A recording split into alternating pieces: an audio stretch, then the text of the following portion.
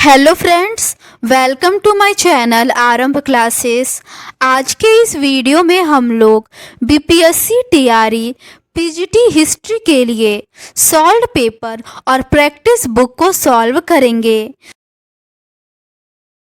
इस बुक में TRE 1, TRE 2 और टीआरई 3 के क्वेश्चन पेपर का डिटेल्ड सॉल्यूशन और साथ ही में 10 प्रैक्टिस सेट भी दिया हुआ है।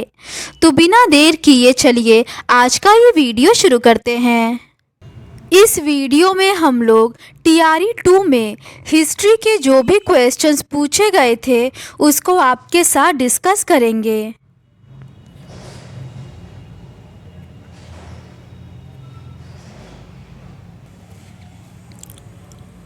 क्वेश्चन नंबर 71 है, हड़प्पा सभ्यता की विशिष्ट विशेषता कौन सी है? इसका सही आंसर है ऑप्शन डी, उपर्युक्त में से एक से अधिक। हड़प्पा सभ्यता की विशिष्ट विशेषताओं में नगर नियोजन, जल निकासी प्रणाली, वृहद स्नानागार, अन्नागार, मोहरे, आभूषण, कला, मोहनजोदड़ो से प्राप्त कांस्य नर्तकी की मूर्ति,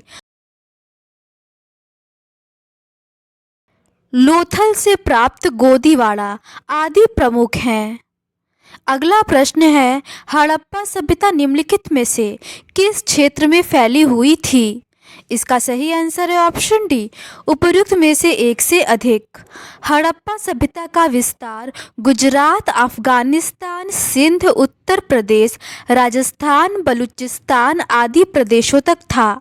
हड़प्पा सभ्यता का विस्तार उत्तर में मांडा, जम्मू कश्मीर तक, दक्षिण में दैमाबाद, महाराष्ट्र तक, पूर्व में आलमगीरपुर, उत्तर प्रदेश तक तथा पश्चिम में सूतकांगेडोर, पाकिस्तान तक विस्तृत है।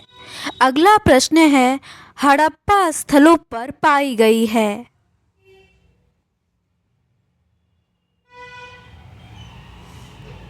इसका सही आंसर है ऑप्शन डी, उपर्युक्त में से एक से अधिक। हड़प्पा स्थल के कालीबंगा से जूते हुए खेत, बनावली से हल का टेराकोटा मॉडल तथा सोरतुघई से नहरों के निशान का साक्ष्य मिला है। अगला प्रश्न है, निम्नलिखित में से कौन सा स्थल हड़प्पा संस्कृति से पहचाना जाता है? इसका सही आंसर है ऑप्शन ई, उपर्युक्त में से कोई नहीं। हड़प्पा संस्कृति से संबंधित स्थलों के अंतर्गत कालीबंगा, मोहनजोदड़ो, रोपड़, धोलावीरा, सूतकांगेडोर, लोथल, बनावली, आलमगीरपुर, कुड़ाल आदि प्रमुख हैं। इसके विपरीत चिरांद नवपाषाण कालीन स्थल है, जबकि बेलन घाटी से पूरा पाषाण काल से लेकर नवपाषाण काल तक के साक्ष्य प्राप्त होते हैं। कौशल 16 महाजनपदों में से एक महाजनपद था, जिसकी राजधानी साकेत, अयोध्या थी। अगला प्रश्न है, हड़प्पावासी निम्नलिखित में से किसको मानते थे? इसका सही आंसर है ऑप्शन ए, मृत्यु के बाद का जीवन। हड़प्पा सभ्यता में मृत्यु के बाद के जीवन को स्वीकार किया गया था। हड़प्पा काल में मृतकों के अंतिम संस्कार के लिए 3 प्रथाएं विद्यमान थी। पहला था, मृतक को दफना दिया जाता था तथा उसके उपयोग के लिए आवश्यक वस्तुएं दबा दी जाती थी। दूसरा, कलश समाधान विधि एवं तीसरा, मृतक को पशु पक्षियों के आहार के लिए खुला छोड़ दिया जाता था। बाद में बची हुई हड्डियों को दफना देते थे। अगला प्रश्न है, तमिलकम में कौन शामिल है? इसका सही आंसर है ऑप्शन डी, उपर्युक्त में से एक से अधिक। तमिलकम प्राचीन काल के लोगों द्वारा बसे एक भौगोलिक क्षेत्र को संदर्भित करता है। इसमें तमिलनाडु, केरल, पुदुचेरी आदि क्षेत्र शामिल हैं। इसके अंतर्गत चोल, चेर एवं पांड्य राज्य शामिल हैं। अगला प्रश्न है, 1810 के दशक में किसने संस्कृत और द्रविड़ भाषाओं में 8000 से अधिक शिलालेख एकत्र किए हैं? इसका सही आंसर है ऑप्शन बी, कॉलिन मैकेंजी ने। 1810 के दशक में कॉलिन मैकेंजी ने संस्कृत और द्रविड़ भाषाओं में 8000 से अधिक शिलालेख एकत्र किए थे। 1838 में जेम्स प्रिंसेप ने अशोक के अभिलेखों को सर्वप्रथम पढ़ने का कार्य शुरू किया था। अलेक्जेंडर कनिंघम ने 1877 में अशोक के उत्कीर्ण अभिलेखों के समूह को प्रस्तुत किया था, जबकि मार्शल भारतीय पुरातत्व विभाग के महानिदेशक थे। इन्हीं के निर्देशन में हड़प्पा एवं मोहनजोदड़ो की खोज हुई थी। अगला प्रश्न है, सातवाहन और शक शासकों द्वारा भूमि अनुदान का सबसे प्रारंभिक अभिलेख साक्ष्य किस काल का है?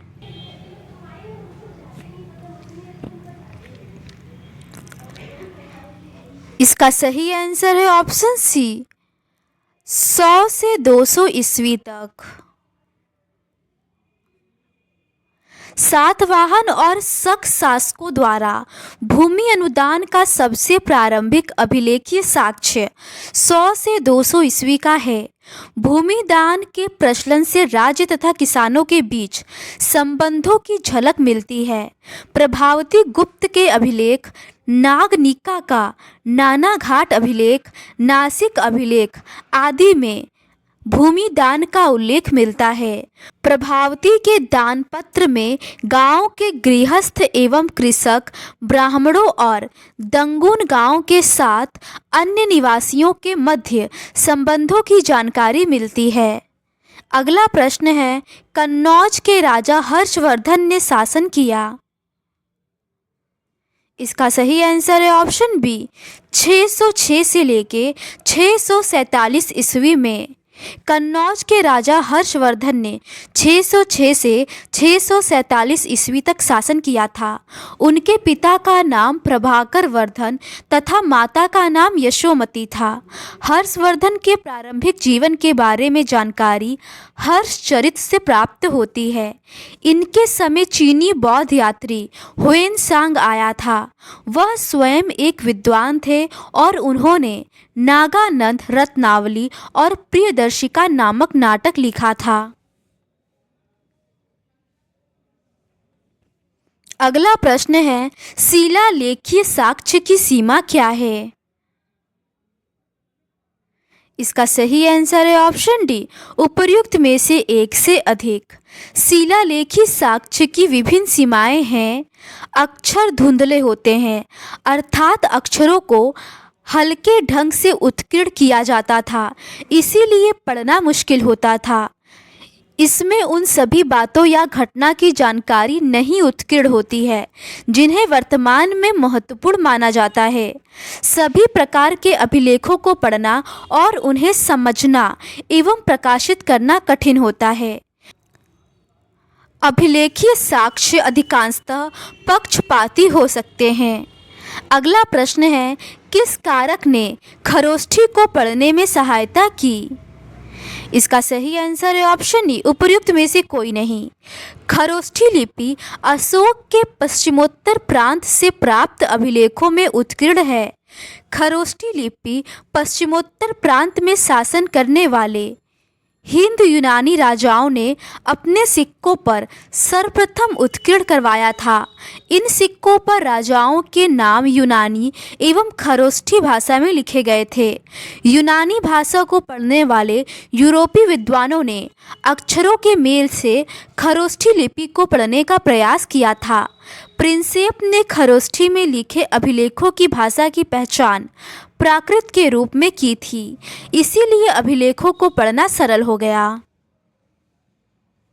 अगला प्रश्न है, जब वी.एस. सुखथंकर के संपादन में महाभारत का आलोचनात्मक संस्करण निकालने का निर्णय लिया गया, तब यह तय किया गया कि? इसका सही आंसर है ऑप्शन ए, देश के विभिन्न हिस्सों से विभिन्न लिपियों में लिखी गई संस्कृत पांडुलिपियों को एकत्र किया जाएगा। 1919 में संस्कृत के विद्वान V.S. सुथांकर के नेतृत्व में महाभारत का समालोचनात्मक संस्करण निकालने का निर्णय लेते समय यह तय किया गया कि देश के विभिन्न भागों से विभिन्न लिपियों की संस्कृत पांडुलिपियों को एकत्र किया जाएगा। अगला प्रश्न है, सल्तनत काल में उलूख क्या था? इसका सही आंसर है ऑप्शन बी, घोड़ा पोस्ट। सल्तनत काल में उलूख घोड़ा पोस्ट या अश्व डाक व्यवस्था को कहते थे। इस व्यवस्था में 4 मील की दूरी पर स्थापित राजकीय घोड़ों द्वारा डाक का संचालन किया जाता था।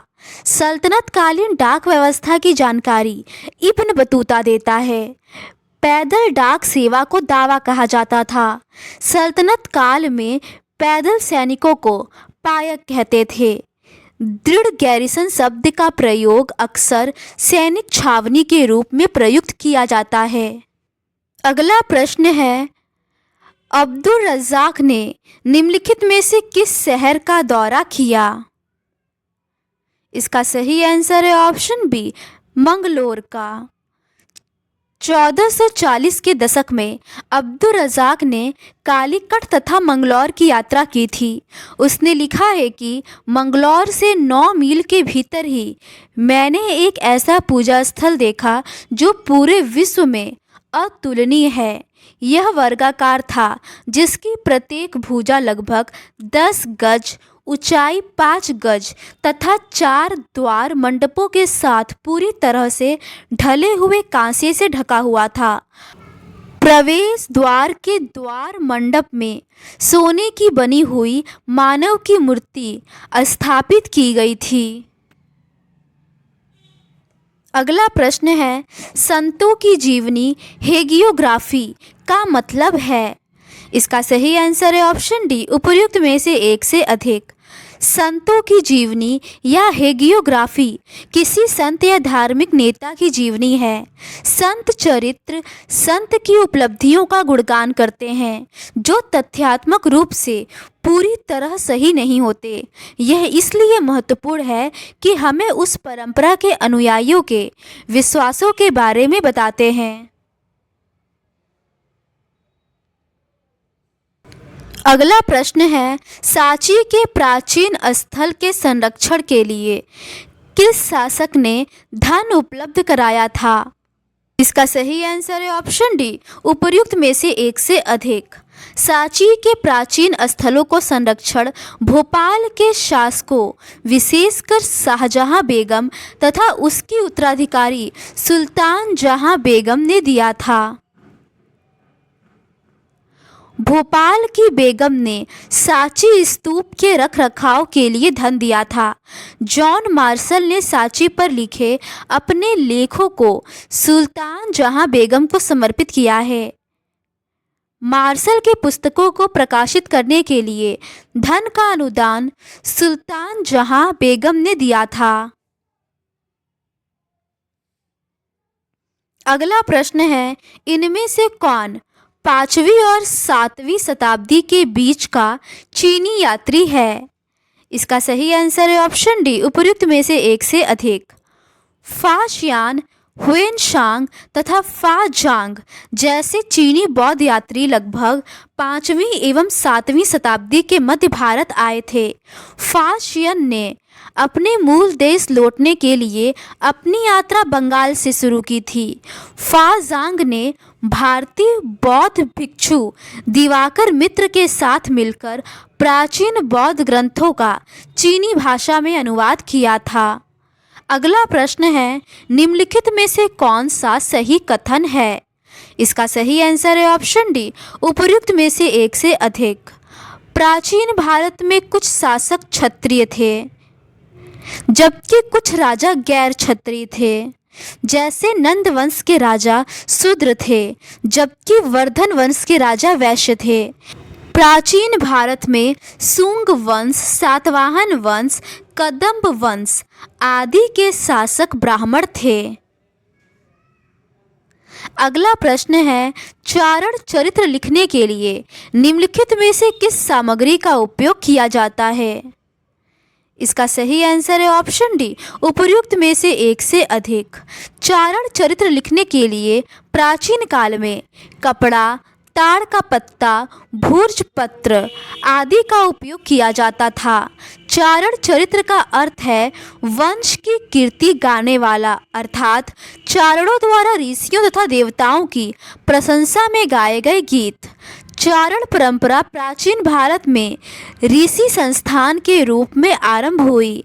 संस्कृत ग्रंथों में चारणों को देवताओं की स्तुति करते हुए चित्रित किया गया है। इनके बारे में जानकारी ऋग्वेद, रामायण, महाभारत आदि ग्रंथों से प्राप्त होती है। अगला प्रश्न है 1914 में प्रकाशित द मॉन्यूमेंट्स ऑफ सांची का लेखक कौन है? इसका सही आंसर है ऑप्शन डी, उपर्युक्त में से एक से अधिक। 1914 में जॉन मार्शल तथा अल्फ्रेड फाउचर ने द मॉन्यूमेंट्स ऑफ सांची पुस्तक का प्रकाशन करवाया था। इसके अतिरिक्त मार्शल ने 1923 में कंजर्वेशन मैनुअल नामक पुस्तक का प्रकाशन करवाया था तथा एलेक्जेंडर कनिंघम ने 1854 में भिल्सा टोप्स नामक पुस्तक लिखा। यह सांची पर लिखी गई सबसे प्रारंभिक पुस्तकों में से एक है। अगला प्रश्न है इलियट संगमरमर क्या है? इसका सही आंसर है ऑप्शन सी, अमरावती से मूर्ति कला के जो पैनल मद्रास में रखे गए। अमरावती से मूर्तिकला के जो पैनल मद्रास में रखवाए गए उन्हें ही एलियट संगमरमर कहते हैं। 1854 में गुंटूर के कमिश्नर ने जब अमरावती की यात्रा की थी तब उन्होंने अनेक मूर्तियों एवं उत्कीर्ण पत्थरों को जमा किया और उसे अपने साथ मद्रास ले गए थे। इन पत्थरों का नामकरण कमिश्नर एलियट के नाम पर एलियट संगमरमर द्वारा किया गया। अगला प्रश्न है आहत सिक्के किस धातु से बने होते थे? इसका सही आंसर है ऑप्शन ई, उपर्युक्त में से कोई नहीं। आहत सिक्के चांदी के बने होते थे। ये भारत के प्राचीनतम सिक्के हैं। इनका प्रचलन 6ठी शताब्दी ईसा पूर्व में हुआ था। आहत सिक्के मुख्यतः त्रिकोणाकार, गोलाकार, आयताकार, चतुष्कोणी आदि प्रकार के होते थे। इन पर अलग अलग बिंब टंकों से 1 से 5 तक लांछनों के साथ चिन्हित किया जाता था। इस प्रकार चांदी के परतों को काटकर उस पर ठप्पों से चिन्ह बना दिया जाता था। इस प्रकार निर्मित सिक्कों को आहत सिक्का कहा जाता है। अगला प्रश्न है निम्नलिखित में से कौन सा अशोक के महाशिलालेखों में से एक नहीं है? इसका सही आंसर है ऑप्शन ए, मास्की। मास्की अभिलेख अशोक का लघु शिलालेख है। मास्की गुर्जरा नेत्तूर एवं उदय गोलम के अभिलेखों में अशोक का पूरा नाम मिलता है। अशोक के प्रमुख महाशिलालेख हैं शाहबाजगढ़ी, मानसेहरा, कालसी, सन्नती, धौली आदि भारत के विभिन्न स्थानों से प्राप्त हुए हैं। अगला प्रश्न है महाबलीपुरम के एक विशाल चट्टान की सतह पर एक प्रसिद्ध मूर्तिकला क्या दर्शाती है? इसका सही आंसर है ऑप्शन डी, उपर्युक्त में से एक से अधिक। महाबलीपुरम के मंदिरों का निर्माण एक विशाल पर्वत को काटकर पल्लव राजा नरसिंह वर्मन प्रथम ने करवाया था। यहाँ से प्राप्त मूर्तिकला में स्वर्ग से गंगा नदी का अवतरण, अर्जुन हथियार प्राप्त करने के लिए नदी तट पर तपस्या करते हुए कावेरी नदी का अवतरण, पंचरथ आदि प्रमुख हैं। अगला प्रश्न है स्मारक के संरक्षण के मामले में सांची क्यों बची रही जबकि अमरावती नहीं बची?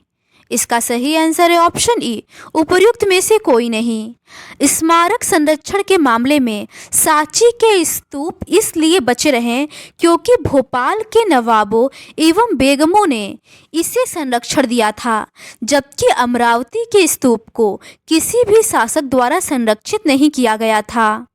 1796 में स्थानीय राजा जब मंदिर बनवा रहे थे तब अमरावती के स्तूपों के अवशेष मिलने लगे थे। राजा ने प्राप्त अवशेषों को मंदिर निर्माण में प्रयुक्त कर लिया। कॉलिन मैकेंजी ने यहाँ से प्राप्त मूर्तियों एवं अवशेषों पर कई लेख लिखे, किंतु वे कभी छपे नहीं।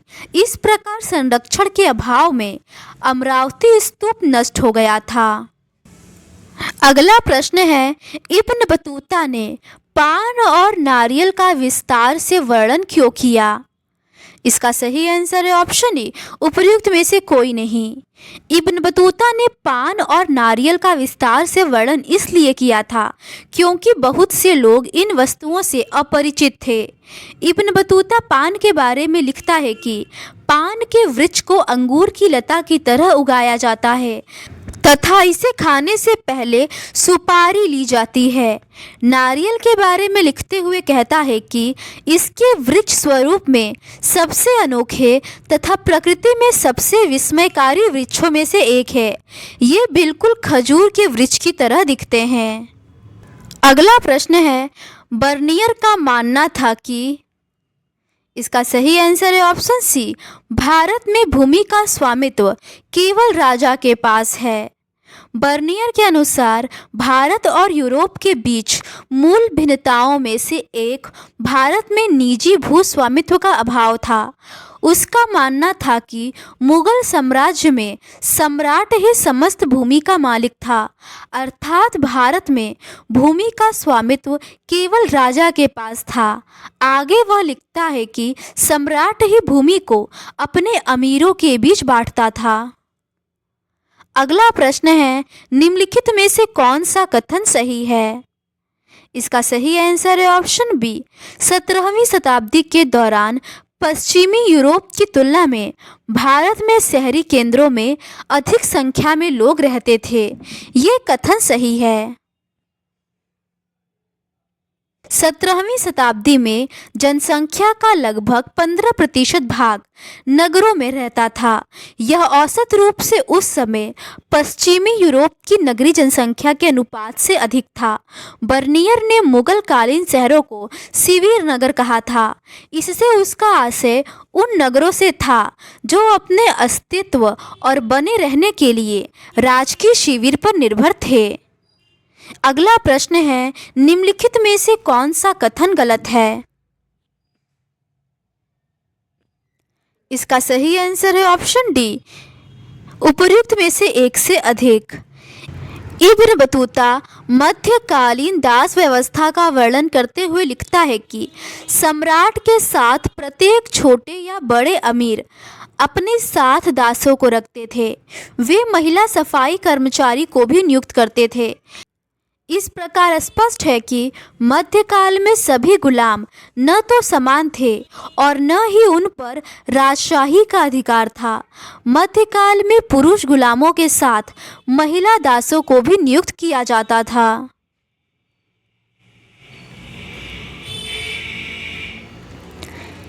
ये तीनों ही कथन गलत दिए हुए हैं।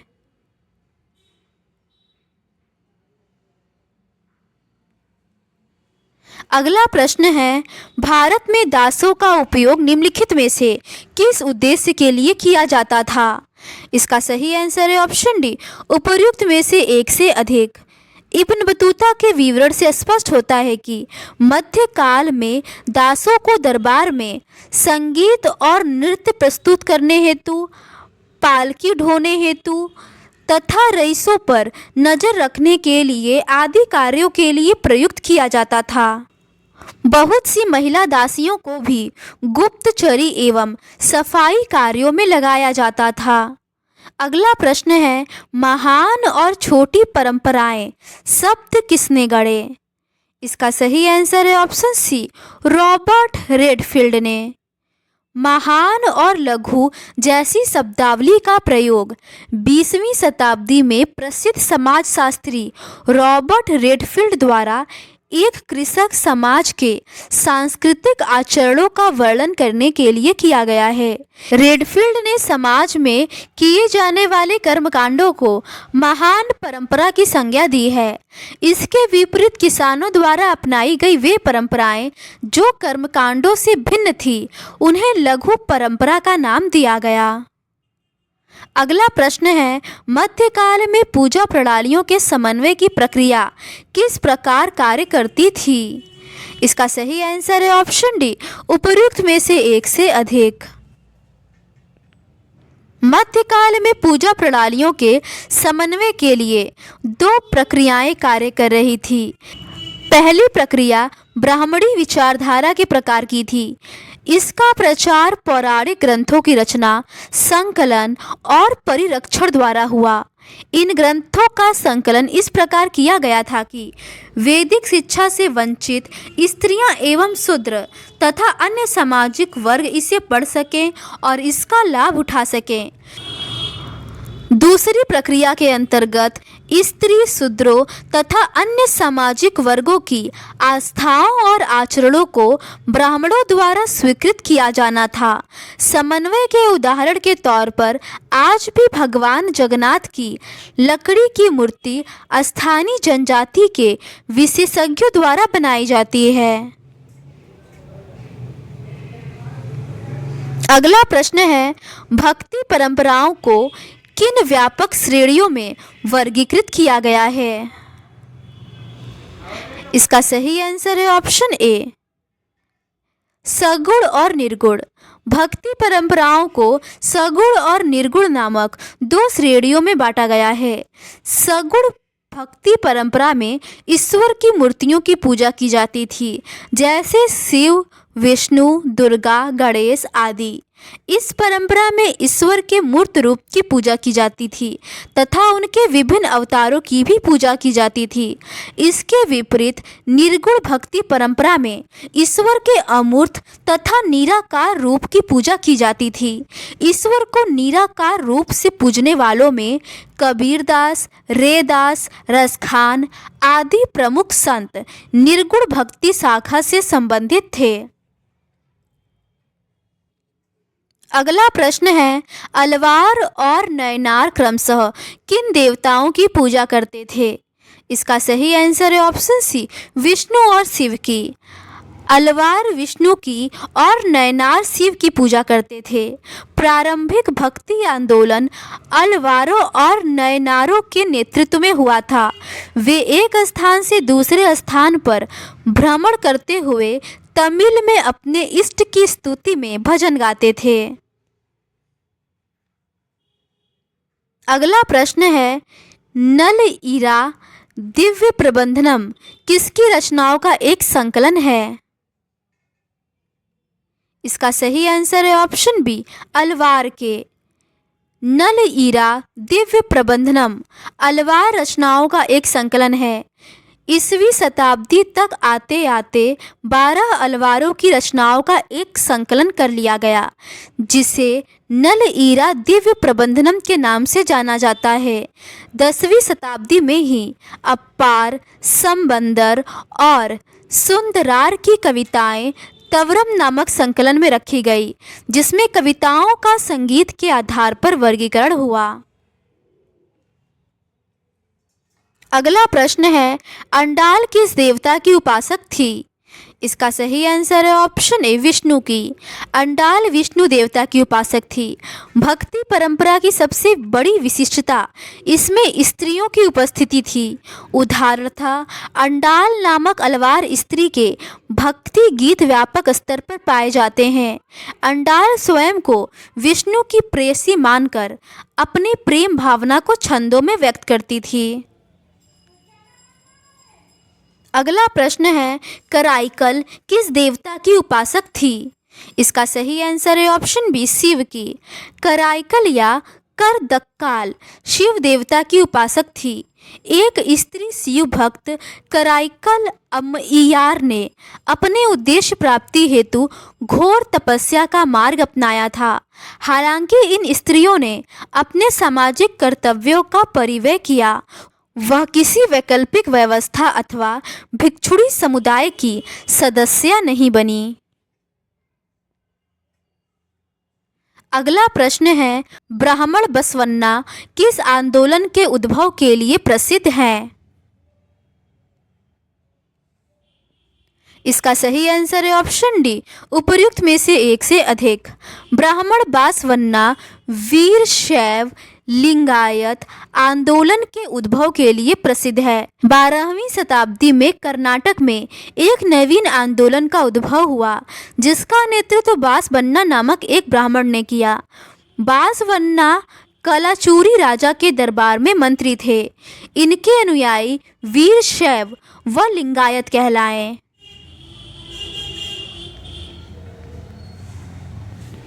अगला प्रश्न है, शरिया का अर्थ है? इसका सही आंसर है ऑप्शन बी, मुस्लिम समुदाय को नियंत्रित करने वाले कानून। शरिया का अर्थ मुस्लिम समुदाय को नियंत्रित करने वाले कानून है। शरिया मुसलमान समुदाय को निर्देशित करने वाला कानून है। यह कुरान शरीफ और हदीस पर आधारित है। हदीस का अर्थ है पैगंबर साहब से जुड़ी परंपराएं, जिनके अंतर्गत उनके स्मृत शब्द और क्रियाकलाप भी आते हैं। अगला प्रश्न है, 712 ईस्वी में किस शासक ने सिंध पर विजय प्राप्त की? इसका सही आंसर है ऑप्शन सी, मोहम्मद बिन कासिम ने। 712 ईस्वी में मोहम्मद बिन कासिम ने सिंध पर विजय प्राप्त की थी। इराक के गवर्नर अल हज्जाक ने मोहम्मद बिन कासिम को सिंध पर आक्रमण करने के लिए 711 ईस्वी में भेजा था। जून 712 ईस्वी में कासिम ने सिंध के राजा दाहिर को पराजित कर सिंध पर अधिकार कर लिया। तो आज के इस वीडियो में बस इतना ही।